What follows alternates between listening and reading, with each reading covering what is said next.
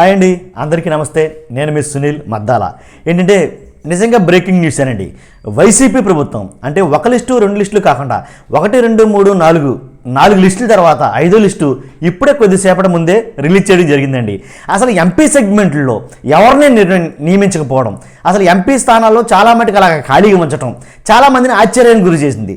ఇప్పుడు వరకు ఇంచుమించుగా 68 మంది అభ్యర్థులను ప్రకటించిన వైసీపీ ఇప్పుడు తాజాగా 5వ లిస్టులో మొత్తం కంప్లీట్ చేసేస్తుందేమో అని అనుకున్నాం కానీ చాలామంది, కానీ అలా జరగలేదండి. నేనైతే వాస్తవంగా ఏమనుకున్నానంటే ఇదే ఆఖరి లిస్టు, ఈ లిస్టులో మొత్తం అన్ని ఎంపీ సీట్లు కానీ ఎమ్మెల్యే సీట్లు కానీ మొత్తం భర్తీ అయిపోతాయని అనుకున్నాను.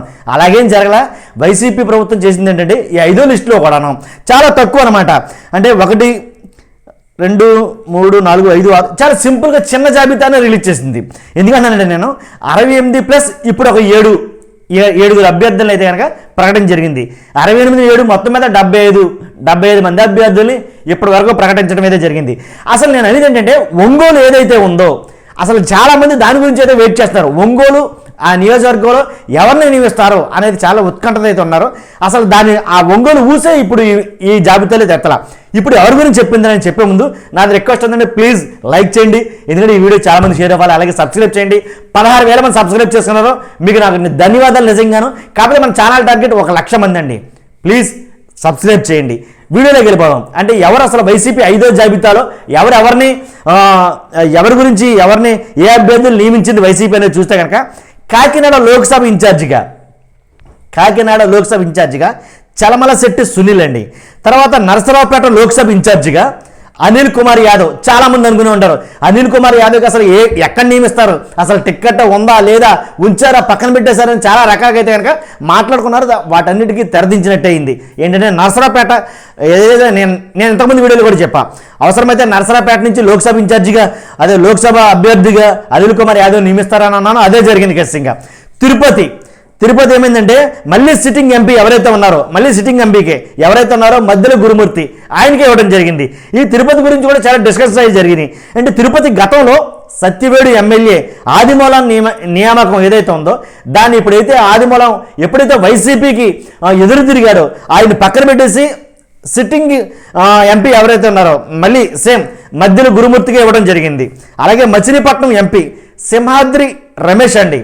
తర్వాత అరకు ఎంపీ రేగ మత్స్యలింగం అని కొత్త అభ్యర్థిని ప్రకటన జరిగింది. అరకు ఎంపీ రేగ మత్స్యలింగం అండి నిజంగా. కానీ ఈ ప్లేస్లో గొడ్డేటి మాధవి ఎవరైతే ఉన్నారో అరక్కి ఆ ఇన్ఛార్జిని పక్కకి తప్పించడం ఎందుకో నాకు అర్థం కాల. కాబట్టి ఈసారి అక్కడిని తప్పించి రేగ మత్స్యలింగం గడి ఇవ్వడం జరిగింది. అలాగే సత్యవేడు అసెంబ్లీ నోకతోటి రాజేష్, అలాగే అవనిగడ్డ అసెంబ్లీ డాక్టర్ సింహాద్రి చంద్రశేఖర్ హైదరాబాద్లో ప్రముఖ స్పెషలిస్ట్ డాక్టర్ అండి. క్యాన్సర్ వ్యాధికి చేస్తుంటాడు ఈయన. అసలు డాక్టర్ సింహాద్రి చంద్రశేఖర్ అంటే తెలుగులో ఎవరు ఉండరు, కాబట్టి ఈ డాక్టర్ సింహాద్రి చంద్రశేఖర్ గారికి ఇవ్వడం జరిగింది. సో ఇదండి వైసీపీ ప్రవేశపెట్టినటువంటి 5వ లిస్టులో ఈ జాబితా మాత్రం ముఖ్యంగా వీళ్ళు మాత్రం ఉండడం జరిగింది. కానీ మేము ఒంగోలు ఏదైతే అనుకున్నామో ఆ ఒంగోలు రాకపోయేసరికి చాలామంది అయితే నిరాశ వచ్చిందారు. అసలు ఏం జరుగుతుందని యాంగ్జైటీ నాకు అర్థం కాల. ఎందుకంటే ఒంగోలు నుంచి ఎవరికి ఇస్తారు టిక్కెట్టు, ఎందుకంటే ఆల్రెడీ మీరు చూసి ఉంటారు మాగుంట విషయంలో చాలా భర్జనలు అయితే జరుగుతాయి. అటువంటి బయట చెప్పకుండాను చాలా షార్ట్ కట్లో సింపుల్గా ఈ 7 పేర్లే చెప్పడం చాలామందికి విస్మయాన్ని గురి చేసిందని నేను అంటాను.